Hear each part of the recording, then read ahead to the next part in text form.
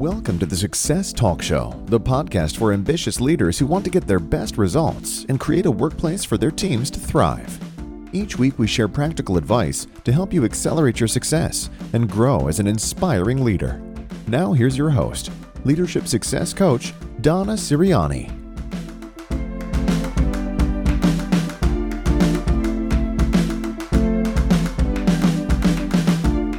Welcome to another episode of the Success Talk Show. This is Donna Ceriani, Leadership Success Coach and founder of Success Compass Academy.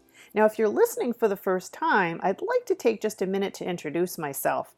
I've spent my entire career in technology. I started off as a programmer right out of college and worked my way up to senior leadership roles in technology organizations where I was managing teams spread across the US, Europe, and Asia. But after 35 years in technology, I left corporate roles behind to become a full-time coach and consultant. So now I help leaders accelerate growth, both for themselves personally and for their organizations, while creating a workplace for their teams to thrive. And in today's episode, I'm going to share with you how to reveal your ideal career path. Now, in this episode, we're going to focus on just the first step. This is going to be the first in a series to help you reveal that ideal career path. So at the end of today's episode, I'm going to share how you can download a PDF that includes all 5 steps that we'll be covering at a high level along with tips. So be sure to look for future episodes of this podcast so you can cover the entire process. So let's get started on the very first step. Now, for you personally, if you happen to know exactly what you want to be doing in the long term, fantastic.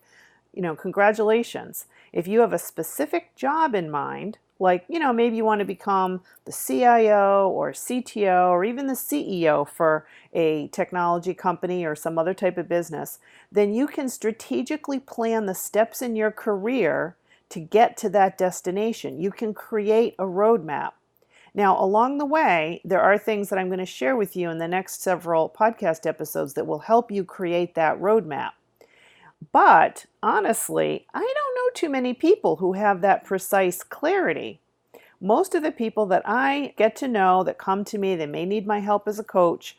Instead, what I often hear my clients say before we start working together is, well, I've never really figured out what my career path should be. I don't make long-term plans, but I'd like to be more strategic about the direction I'm going in.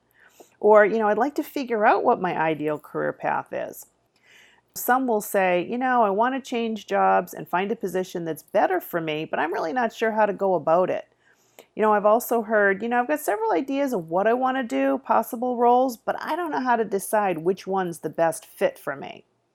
And of course, I very often hear, I have no idea what I want to be doing in 5 to 10 years. I just know I want to keep advancing myself. I want to feel, satisfied, increase my contribution, increase my impact. Okay. So if any of that resonates with you, then, hang in there with me because I'm going to walk you through a process that's going to help you navigate choices. Okay. Now I want to be clear, and honest up front. I don't actually believe there's one ideal career path for you. I believe that there are many, many things that you can do, different roles, different jobs, and different companies that can be highly satisfying, rewarding, and fulfilling. Obviously, you're not a one-dimensional person. You have many things you're good at and enjoy doing, many things that are important to you, things that aren't negotiable in terms of feeling satisfied and fulfilled. Things like trust, respect, innovation, compensation, autonomy, whatever they may be for you. You have many passions, interests, and goals.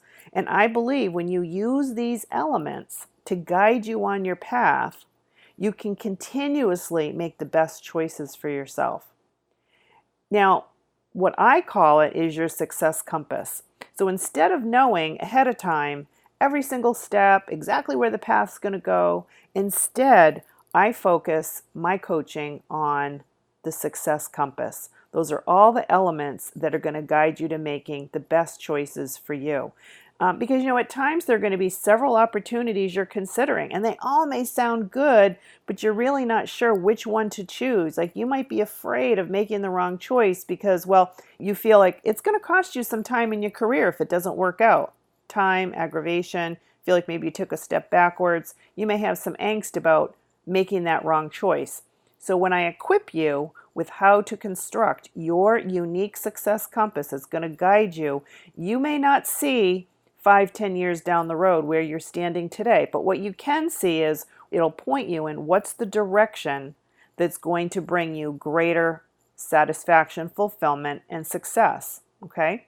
So let's get started. Let's look at step one. Now, step one in this process is you absolutely need to know and be crystal clear on what you're good at and enjoy. Right? It needs to be both, because if you're good at it but you don't enjoy it, unfortunately, it's going to drag you down. Now, I'm going to tell you a quick story about my own background that really what led me to coach professionals, speak at international conferences, host this podcast, and create a lot of the resources that I have for you. Now, when I was a leader in technology, again, had been in technology for more than 35 years. When I started off as a programmer, over the years, eventually I worked my way up to chief people officer at a software company. However, the real turning point in my career was when I was living in Asia. I was managing technology teams across the region, and my company asked me to relocate to New York. And admittedly, I was pretty happy to think about coming back to the US. And, I was excited about living in Manhattan, living in the financial district. It was something that was really appealing to me. And even though I knew the job was not really a good fit for me, I accepted the assignment. And I transferred from Singapore, where I was living at the time, to Manhattan and started working in the financial district. Now, after the first 6 to 8 months, where I really had my biggest impact, that was when I was really doing what I was good at. But after that, I'd already put a lot of the things in place. I managed a lot of the change. I'd already completed the transformation that I had set out to tackle. And after that, the job became excruciating for me. I was spending 10 to 12 hours a day doing work that I didn't enjoy. Now, was I capable of doing it? Yes, right? You can do a lot of things, put your mind to it, get it done. But I didn't enjoy it. I actually found it, like I said, excruciating. And I didn't think I was, getting my best results. It was wearing me down. I found it stressful. Now, I would walk away after spending a 10 or 12-hour day feeling mentally and physically exhausted. Eventually, I started getting migraines, and so I knew something had to change. Now, when I was in Asia, I loved coaching and mentoring my teams. So as soon as I got back to the US, I started taking coaching training. That was when I was living in New York. Now, I didn't make the leap immediately. It took time to get trained, to get certified as a coach. I knew I needed a transition plan. I couldn't just walk in and hand in my notice. I couldn't afford to do that. But one day I had this window of opportunity when my boss said, Donna, the CEO has asked me to put together a plan for cost reductions across the organization. So I'd like for you to give me a proposal next week on how you could downsize your team. Okay, so what do you think was the first name I wanted to give him for that list, right? I had my name that I wanted to go on the list because I saw this as my opportunity. It was my opportunity to basically really make that transition. I'd already been doing the coaching training. Now, the lesson I learned from this personal experience is that when you're doing work that is not a good fit for you, your strengths, your values, your passions, if it just doesn't line up.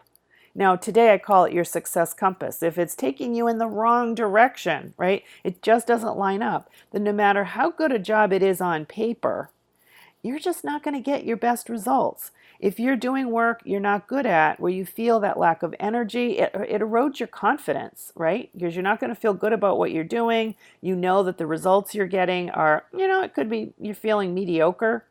It can actually affect your health and well-being.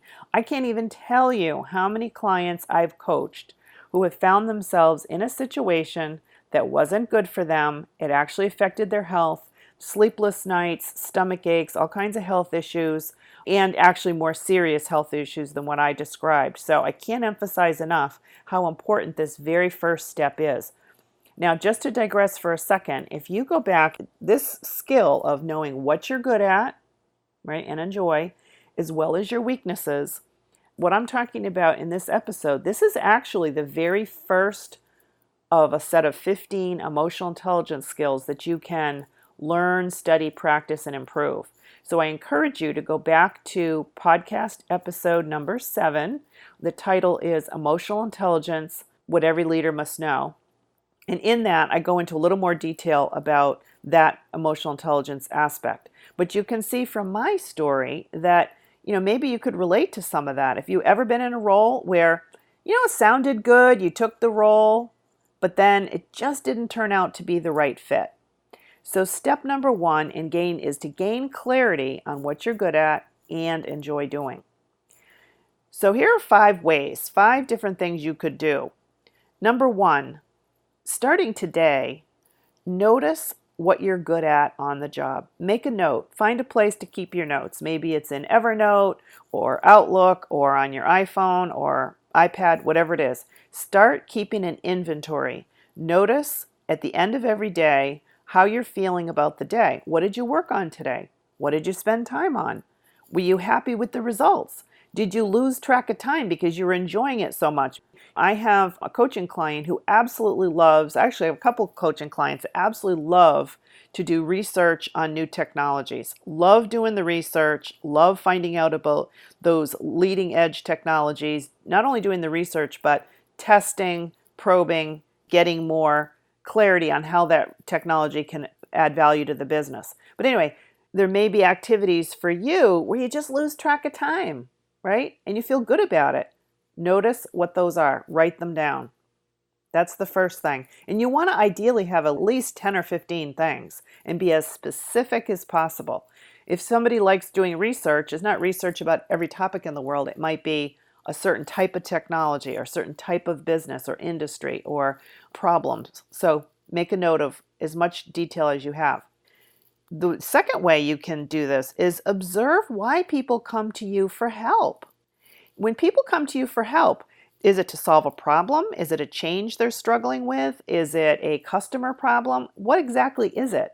Now, for me personally, when I was working in one of my operational roles, I was executive director for client operations, and we used to joke within my team because they would come up and people would sort of line up with their nickel or their quarter, put it down my desk and say, I need help. Like Lucy, they're coming for some help. But I noticed that people would come to me often for help with how to navigate career choices, position themselves for promotion, advancement, how to deal with a difficult situation. It was basically coaching, right? So that was a clue to me that I absolutely loved coaching, and people came to me for that type of help. They didn't come to me because I was the most brilliant person about our architecture, right? About our products. I was never the person to technically go in, and in my years as a leader, I wasn't the one to go and actually fix the problem, right? So you got to tap into what makes you unique, what do people appreciate about you, and observe that, because that gives you important clues as to what you're good at and what you enjoy. Now, the third way to gain clarity is pay attention to the positive feedback you get on an assignment. You want to probe for more details. So if somebody says, hey, great job, you did a fantastic job on that client presentation or on that report or solving that problem or coming up with that new strategy, whatever it is, ask for more detail, because you want to know what about your contribution stood out as noteworthy, because that's going to give you a clue on what you're good at. Now, what can happen, and this happens with many of my clients, is if I say, so what are your strengths? They oftentimes draw a blank. Most people do not have really precise, clear, vivid detail about what they're good at. And even when they know they've done a good job on something, because when it comes naturally, you may take it for granted. And you may not see it yourself because you're too close to the situation, because we're talking about you. So it's helpful to see what other people see. Okay. The fourth way is read through any assessments that you've taken. Things like StrengthsFinder, Myers-Briggs, DISC profile. There's a lot of leadership assessments. Any assessments that you've taken in recent years, pull those out, because each of these assessments includes detailed descriptions of what you're good at. They will always highlight your strengths. They might also highlight some blind spots, but you can use those to your advantage in this situation. Now, I use Strengths Finders, Myers-Briggs, Emotional Intelligence, and some other assessments in my coaching as well as in my online programs because they provide that detail and those insights that help my clients gain clarity. And something you maybe don't think of off the top of your head, you see it in the assessment, you go, oh my God, that's spot on. That's true for me. So look at any that you've done in the last few years, pull those out and see what they can shine a spotlight on. Now, the fifth way and final way that I have, there's probably others, but these are 5 to get you started, is read through any past performance reviews, especially when there's multi-rater feedback. What do your colleagues most appreciate about your contribution? Again, these are all clues. Some performance reviews aren't very detailed, but if there is some detail, some descriptions written, read through them and highlight anywhere there's a strength, like especially where you're trying to pick up on repeating patterns. I have clients who on their own may not come up with some of those strengths, again, because they're just embedded within their DNA. I have one client in particular, she's a senior managing partner at a very large consulting firm, and her number one strength was, in the terms of Strength Finder, was harmony. Now you could say, oh my God, harmony, what do I do with that?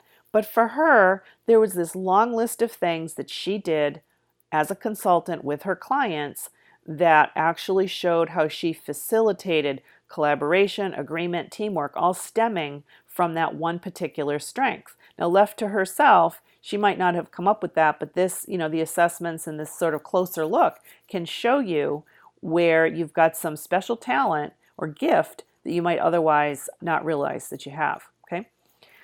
So those are the 5 steps. Now, the next piece I want to share with you is when we think about revealing your ideal career path.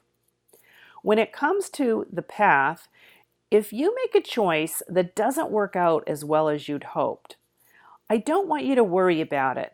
Now, if you've done the best you can, you gave it your all, you took your performance as far as you could, but the job just wasn't, or the situation just wasn't meeting your needs, you didn't feel satisfied, fulfilled, you didn't feel like you were making the biggest impact you could, I ask you not to really worry about it because the time you spent on that path led you to some new discoveries. If you hadn't taken that path, maybe you wouldn't have met certain people, learned certain skills, or gained certain experiences that are going to serve you in the future. So don't beat yourself up too much when something doesn't work out. Like I shared with you my story about taking a job that, I knew was not going to be a perfect fit for me. I knew it wasn't a great fit. And I learned a lot. Oh my God, I learned so much from that experience. I realized how crucial it was to my health, my well-being, my sense of satisfaction in my life. It affected all areas of my life when I was as miserable as I was, and I wanted to just run screaming from the building and never go back. So every situation, no matter what happens, there's so much to be learned from it. Now, one more concept I want to share with you is when you're trying to decide between A and B, now let's say they're not 2 specific jobs, but they're projects or tasks, it's just a concept.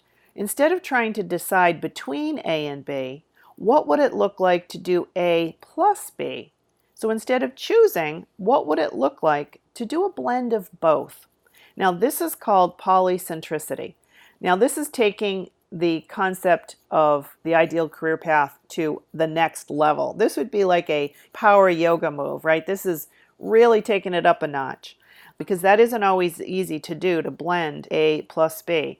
Now, I have a client who absolutely loves writing and loves process improvement. And what she has been able to do in her job is to blend both. She does a lot of writing. She loves to write, loves writing, blogs, essays, creative writing, but she also can apply it to her love of organizing and improving, the whole area of process improvement, okay? So think of how you can blend different elements so that you're getting even greater satisfaction, right? Instead of trying to decide between should I become A or should I become B, just ask yourself, what would it look like if you blended the two? Now, I once had a coach where I was sort of joking, but I was saying, oh, I have a passion for snowboarding and I'd love to completely work, slope side, right? If I could do all my coaching on the mountain, après ski, slope side, do some runs together, spend some time on a workshop, then go out and snowboard, come back and do the next workshop. I had all of these visions of what that would look like. Or I could be an executive coach, do consulting, speaking engagements, right? And my coach said to me, what would it look like to do both? You don't have to decide. So I laugh when I think about that because you'll notice that my website and my videos and things that I create, I do blend. I have done coaching slopeside, right? I do have, as we get closer to winter, I'll use more snowboard analogies. Now that's a stretch. That's not exactly what I'm talking about here as far as blending the two, but I have taken just a baby step toward that vision of how do I blend my passions with my professional interests. So what does that look like for you? Now, what I'd like to mention is go back to this original concept of when you're revealing your ideal career path. Instead of sitting here today and trying to ask yourself, where exactly do you want to be 5 to 10 years down the road? You may not know in terms of your career exactly where you're going to be. However, what's going to get you off to a running start is knowing that the first element of your compass that's going to guide you in your choices is knowing what you're good at and similarly what you're not good at, right? Your weaknesses. And when you can make choices, let's say you're trying to choose between 2 or 3 different opportunities, the best choice will be, and we've got more to cover in future episodes, but just for today, the best choice will be when you are doing what you're good at and enjoy doing. So which of those opportunities that you're considering today will allow you or give you the opportunity to spend as much time as possible doing what you're good at? Is it going to be, out of a 40-hour work week, will you be spending 25% of your time, 50%? I'd love to see you spend 80% of your time doing what you're good at. Now, the rationale for that is that's where you're going to get your best results. You're going to be more highly engaged. And when you're highly engaged, then you are going to be able to really give your best effort, give your best results. And with engagement, it's that discretionary effort of you show up with greater enthusiasm, motivation, you go the extra mile instead of giving, let's say you don't enjoy what you're doing. Maybe even on your best day, you're really only giving, 50%, 75%. But if you're doing day in and day out what you're really good at, it comes naturally to you, others acknowledge, recognize, and appreciate what you're doing, then you could actually be giving far greater than 100%. Now, the 12 drivers of engagement that Gallup has come up with, one of them is, and I quote, "At work, I have the opportunity to do what I do best every day." Okay, that is a key driver of your engagement. There's also things like recognition, praise, somebody cares about your development. There's many other drivers, there's 12 altogether, that will have the greatest impact on your engagement. And this can help drive and accelerate your progress because when you're giving that kind of contribution, it gets noticed, you're seen as a high potential, high performer, it can lead to promotions. So the more you put yourself in that sweet spot, the better you're positioning yourself, not only for your ideal career path, but for the next step that could be waiting around the corner.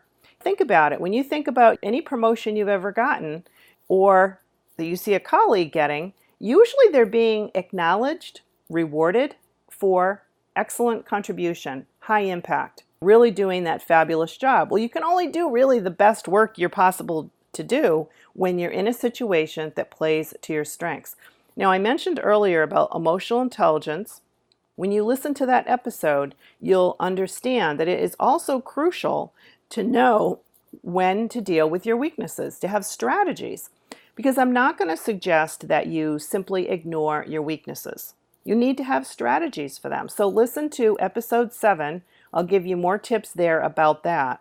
But you are going to want to know what those are, have strategies to deal with them, and you will be seen as somebody who has that self-awareness and can be a role model for others on how to navigate choices in your day-to-day work as well as in your career. So anyway, that is the first step that I wanted to share with you today. If you'd like to get a PDF of the 5 steps, remember today was just part of step 1. We're going to do more in future episodes. Go to my website. It's donnasboardroom.com, and you'll find the download on the homepage. It's the Personal Branding Framework. Just download that PDF, and the steps in that document will get you started. So, with your success in mind, I wish you all the best, and I look forward to having you listen to the future episodes. So while you're here on iTunes, be sure to subscribe so that you won't miss the next episodes in the series. And thank you for listening, and have a great day.